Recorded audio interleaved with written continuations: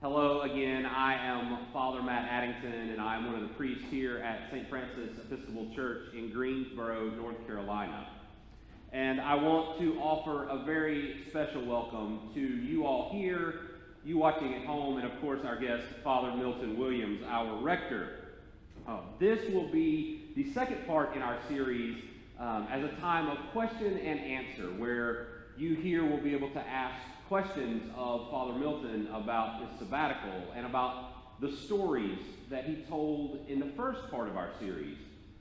And you at home or watching wherever you may be will have an opportunity to hear both the question and the answer and gain some insight into Father Milton's sabbatical that will begin on April 30th. And with that, I'll open the floor for questions that you all may have.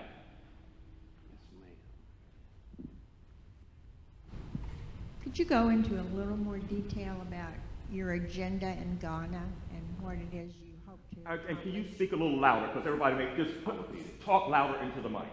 The question was, can you go into a little more detail about what you will be doing in Ghana? Okay. I arrived in Ghana after spending a couple weeks in Brazil. I've never been to Ghana. So I've never been to West Africa. So I have hired a personal tour guide for 4 days. I will be in Ghana for a total of 10 days total. And I will have a tour guide with me for 4 of those 10 days. In planning my sabbatical, I've always, at any point of interest, like when I get to Ghana, I will have just 2 or 3 days to do nothing. Just to rest, relax, get a sense, begin to internalize where I physically am.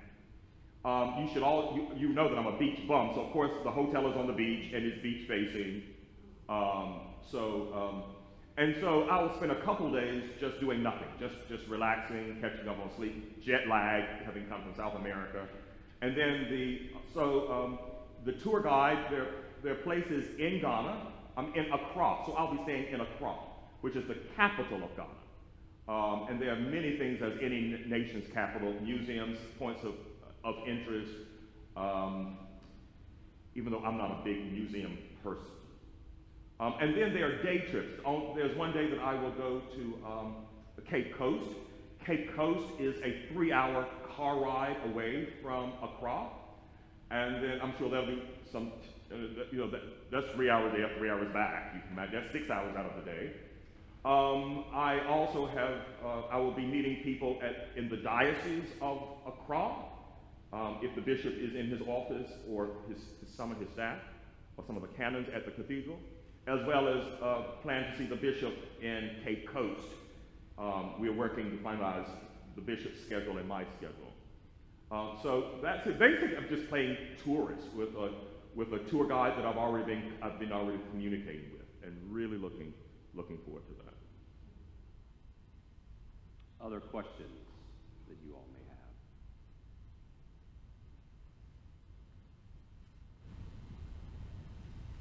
Father Milton, I understand that you have a little bit of mixed race in your background. Yes. Could you elaborate on that a little bit and how it has affected your life growing up? Well, I jokingly say,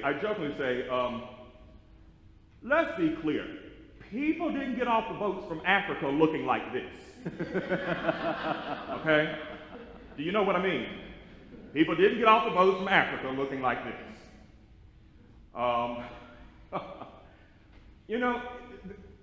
It has affected my way. It has made it this,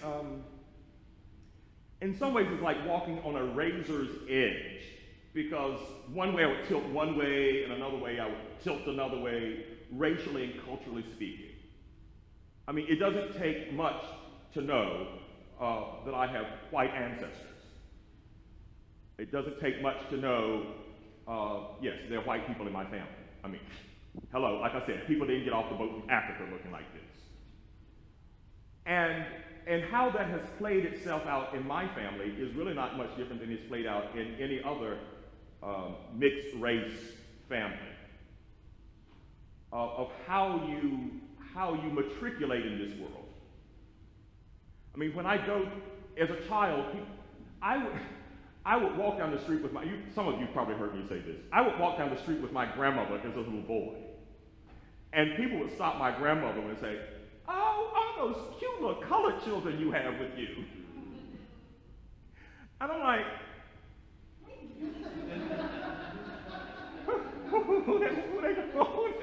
who they talking about? This is my big mama. You know? Let me tell you a story. I had two big mamas, Big Mama Becky and Big Mama Della. When I was in the seminary in Louisville, Kentucky, I was working to get some pocket change at a country club. I was a waiter in the dining room of the country club. And so it was the middle of the day, and a group of women came into the country club to play bridge. And I was assigned to serve them as their waiter. And so this woman came, and I knew her, she knew me. And that particular day, it was either the way she was dressed, what she was wearing. I said to her, you know what? You remind me so much of my grandmother. So when the club closed that day, at the end of the day, the manager called me unto himself. And he said to me, "What did you say to Mrs. So-and-so today?" I said, "I don't know, I just served the table." He says, "What did you say to her?" I said, and I thought, I told her she reminded me of my grandmother. And he said to me, "Don't you ever say that again. Don't ever say that again." And that was one of those moments that put me in my place. Because it really didn't matter how I saw myself and how I labeled myself. I had to live in a world where people had another label for me. And that greatly impacts the way I put on my clothes every morning. It impacts the way I walk out of my house every day. It impacts the way I walk into a supermarket. It impacts the way I sit on a plane, board a plane. It impacts the way I walk into a bank. It impacts every single second of my life. Because it really doesn't matter how I see myself. Yes, it does matter. But I'm having to function in a world where people may see me through a different lens. And so how does that, it doesn't matter. You know what, when I got to Brazil in 1985, I felt so at home, and I was referring to myself to as black, right? And the family that I was living with are mixed race people, and they said, "But you're not black." I'm like, "What are you talking about, I'm not black?"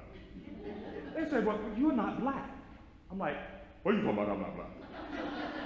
Well, I was in Brazil just long enough to enculturate into that family. It was time for me to come back to my mom and my dad in the United States. When I got off that plane, I was quickly reminded, I'm black. But you know what that did to me? It messed me, it took me a long time to kind of figure out, what in the hell? Because here I'm this, and I feel at home. I get back home, and I'm this, and I'm having to walk on a razor's edge. So, in part, that's how I will go as far to say this. There's a woman in this church who wears the same perfume as my grandmother. I will not call her name because I'm afraid to. And when I smell that perfume, we didn't call her Big Mama it was a reason why she was Big Mama. I mean, when you got into Big Mama, it was like you were being hugged by a marshmallow. And as a little boy, I would get in the bed with my grandmother. And, I mean, it was like cushy, right? I mean, the highest thing I could tell anybody is they were not my mom, but my grandmother, Big Mama. And every time I smell that perfume, I think I cannot bring myself to tell her that that's my Big Mama's perfume. Because I don't want anybody to tell me again, don't you ever say that.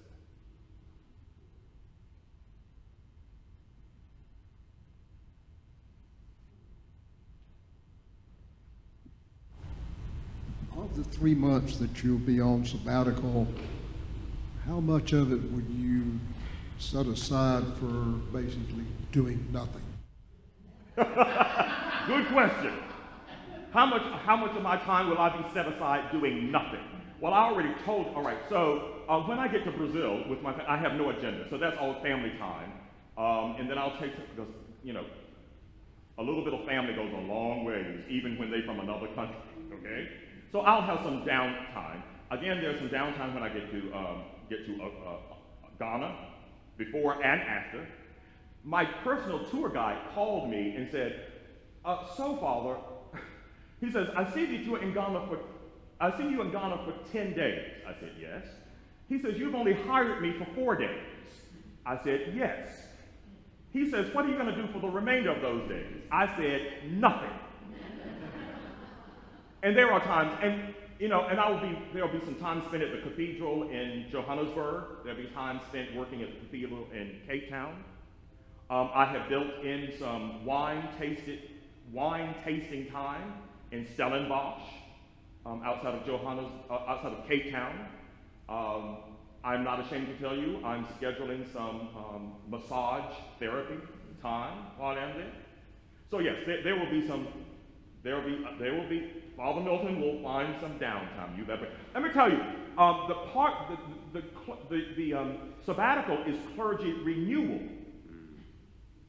That's why there could be no study, there could be no continuing education, there could be no work. It is clergy, and they have to be very careful about no work. This is clergy renewal time.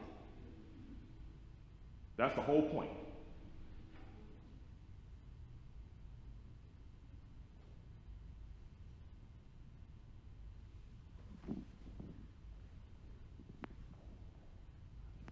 I would say after 27 years, that's well-deserved.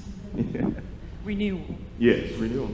My question is more related to what Father Matt had said about change. And when you come back, what would you like to see happen here with us as a change in our journey? Specifically with justice. In the best of all possible worlds, I'm sure. Yes. Let me say, so what do I see happening here? Let me tell you, I shared with a dear friend and colleague of mine that I was going to have this experience today. I mean, honestly, I didn't know what Father's questions invoked, the responses that I gave. But I told a dear friend of mine that I was going to, that we were going to do this little project, what we're doing right now. And my friend said, are you going to talk about race to those people? And I said, well, I'm really not talking about race. I'm telling my story, is how I see it, right? And she said, are you going to talk about black people to white people?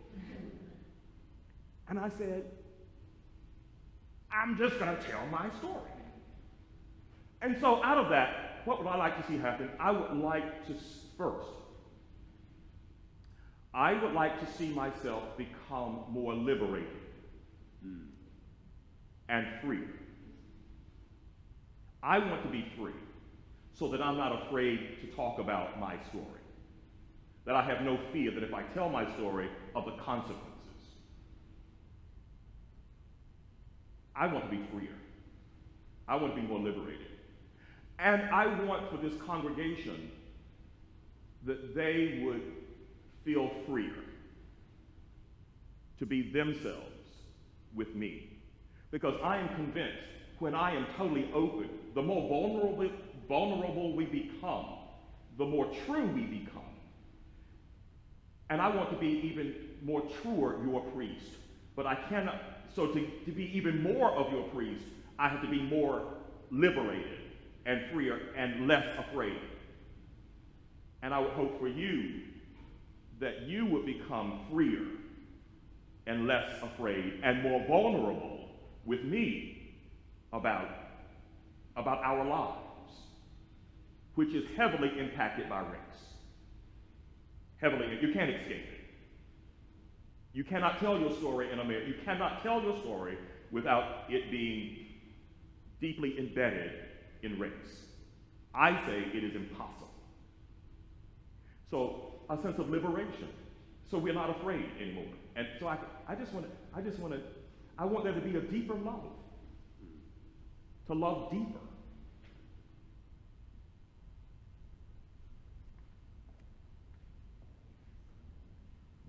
Father Milton, Yes, George. thank you.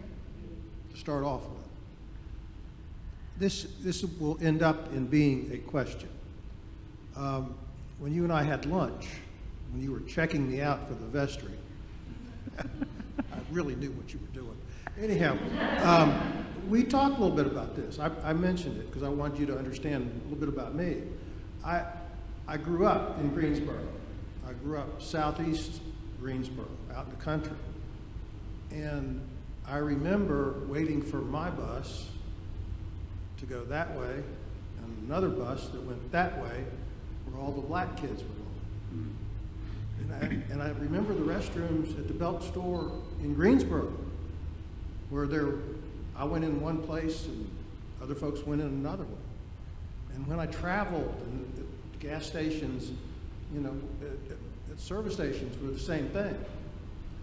And I have always thought about that my whole life, because it was a ridiculous, to me it was a ridiculous thing to ever have happened. But what you just did, at least for me, I just saw the other side of what was going on with all those people. And I really appreciate that. So thank you for your openness today. You're welcome.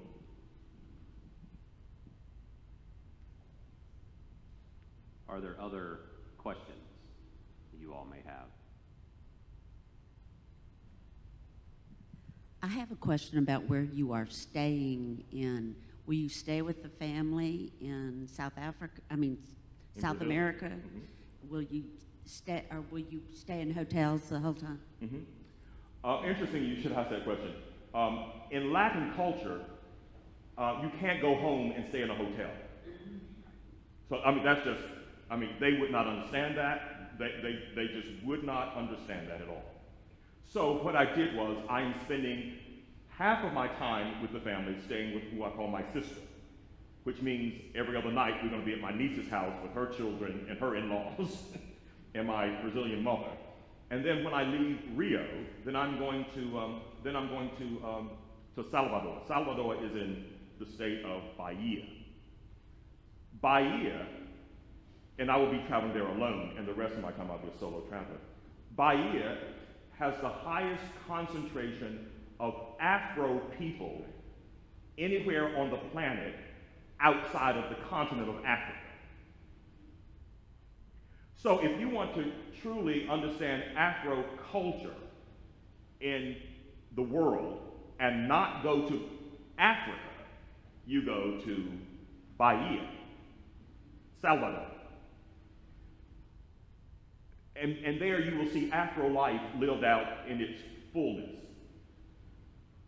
As an aside, I have always asked myself, what would America look like had it been settled by the Portuguese versus the English? The Portuguese, who were Roman Catholics, who did not seek to break up families, change names. The Portuguese, who were Catholics, who kept black African families intact.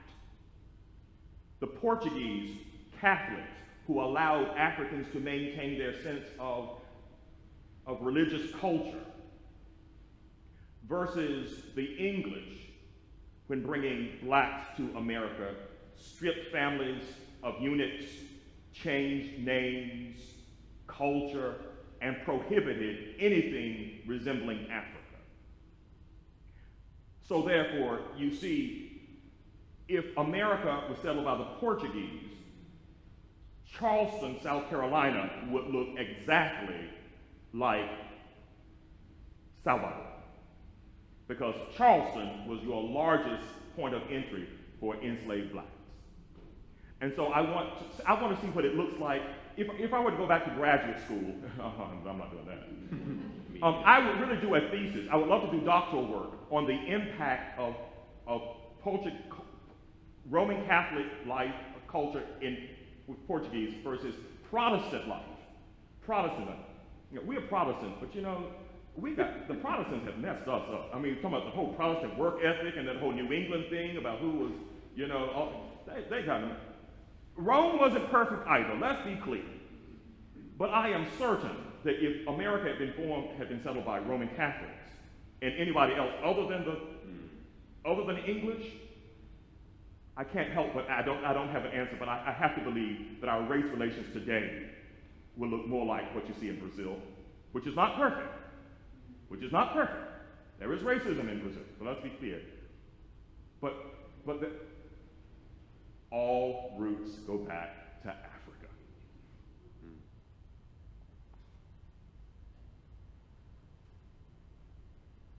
Oh yes, and then yes, I will be staying in hotels. And I have rented an apartment, so I've rented an apartment in Johannesburg. I have a fabulous apartment.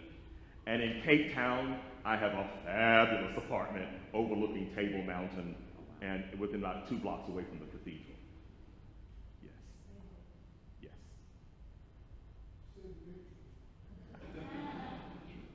I'll tell you more when I get back. I was going to say too, With the, lots of pictures. say, Just lots of pictures. Just say it so people can hear it. I was just going to say, please bring lots of pictures back. We want to see your story Yeah. with the pictures. well, thank you. I plan to do that. As a matter of fact, I need to purchase a new phone with a better camera on it so that I can, with more memory, because 3 months is a long time.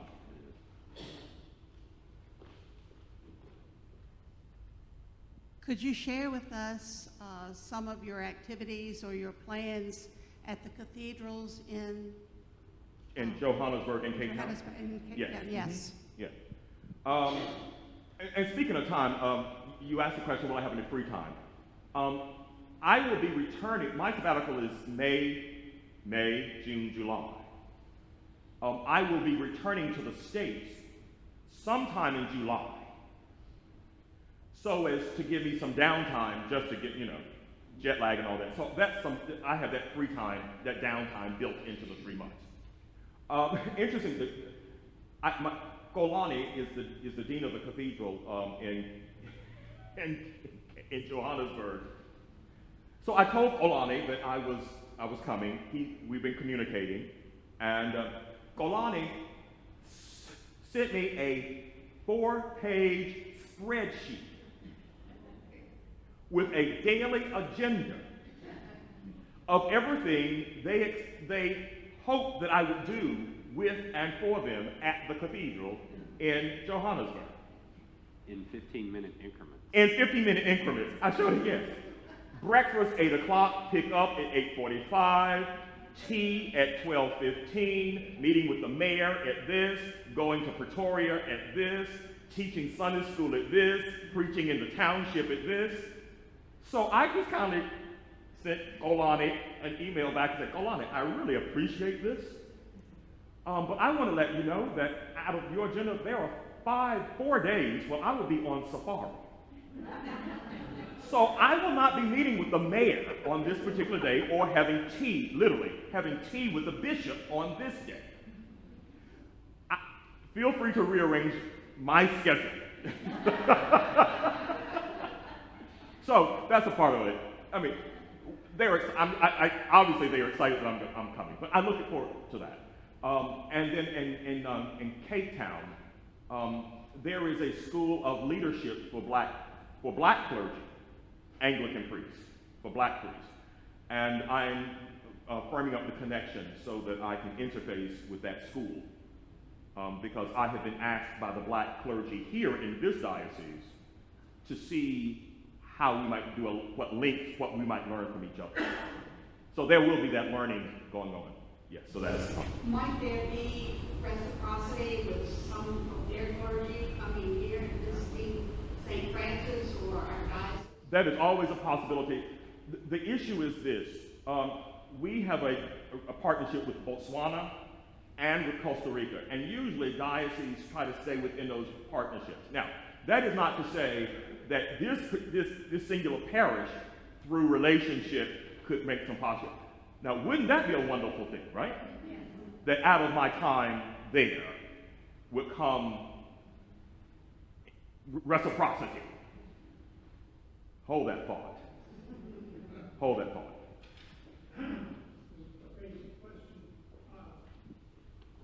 Is Ghana safe, and is East Johannesburg, I know, is not particularly safe. So how are you handling some of those issues? Now, when you say, Dr. Lyons, when you say safe, what do you mean? I think I know what you mean, but I want to hear what you mean. Well, I think Johannesburg has a history of being a difficult place. Well, crime, it is no secret that Johannesburg, there are crime issues in Johannesburg. I mean, when I was there in 1997, Johannesburg is hard steel core urban with urban blight. I mean, I think South Africa, like many of its neighboring countries, they're averaging like a 30% unemployment rate. It may be even higher than 30% unemployment rate. So yes, I'm aware of all of those. I'm aware of all of those things, and because of I know where my relationships are. I know where they live. I know where the cathedral is, and I have scheduled my locations in proximity to people that I know and people that I trust. So when I'm in Johannesburg, yes, because I asked the dean and I asked my schoolmate, give me your address. Tell me where do you live. He's the dean of the cathedral. Tell me where you live. He told me where he lived. I got him on a map. Anybody, you can do this. I should be working like Secret Service or something. Secret Service, something like that, right? So I found out where he lives, and then I found all the available apartments. Because I do not want to be in a hotel for more than 5 nights. After 5 nights in a hotel, I can't do that. So I need an apartment. I would be able to have some access to my own food.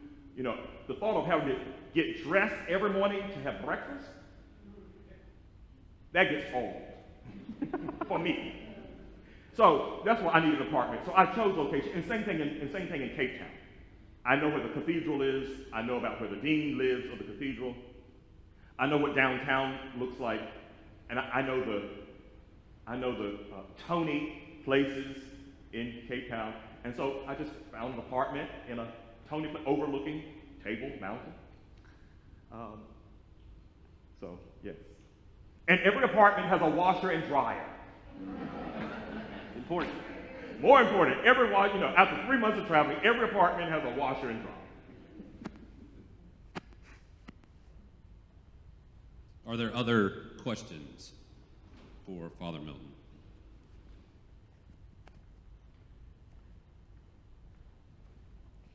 Yep. Yeah. Oh, okay.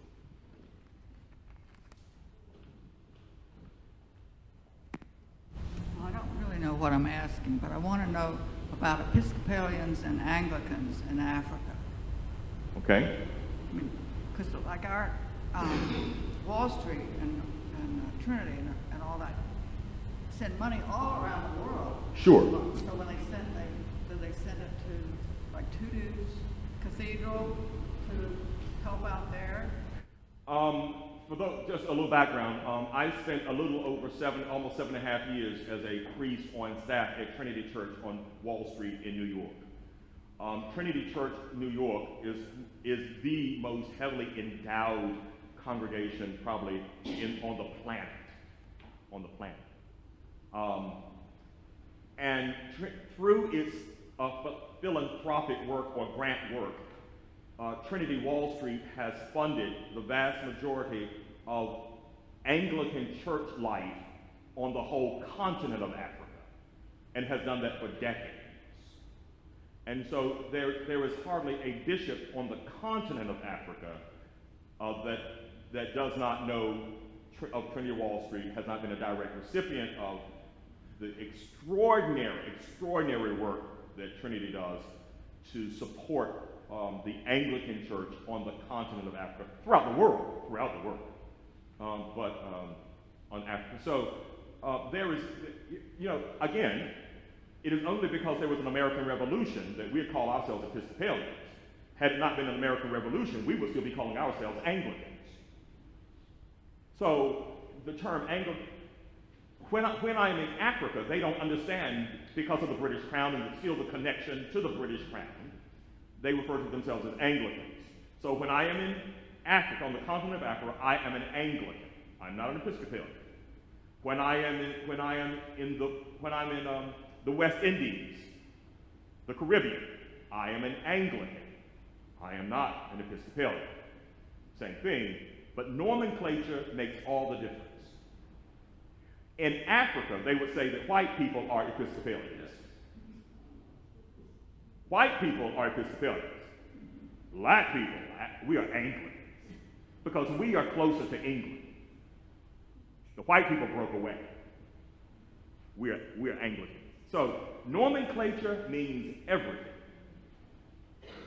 Yes. Was in England the first time. He exchanged parishes with an English priest, and he came here and we went there. Yes. He had to get permission under the Colonial Clergy Act, Yes. to officiate. Yes. He had to get signed documents from bishops over here as to when he was ordained a deacon and when he was. Yes. And they changed it now to the Foreign Clergy Act. You know what, Gail? I am not, the people that I'm dealing with haven't asked me for anything like that. They just tell me, on this day, you're preaching in this township. And if I'm able to go, I look forward to going. Yeah. I just wanted to say one thing, and thank you for sharing this with us. You won't feel so far away, because we have some idea where you are. Oh, thank you. Thank you. Any other final questions for Father Milton? Well, if there are none, thank you for everyone here. Thank you for watching wherever you may find yourself, and thank you. As I said earlier, we are excited for you, but more importantly, know that this place, these people, we love you, and we send you with our deepest prayers, our deepest thoughts, and we're excited to see and hear what will come of your journey. Thank you, everyone. That concludes our second part of our series. I hope that even though some of you are here, I hope that you're able to find it online very shortly in the coming days. Thank you again.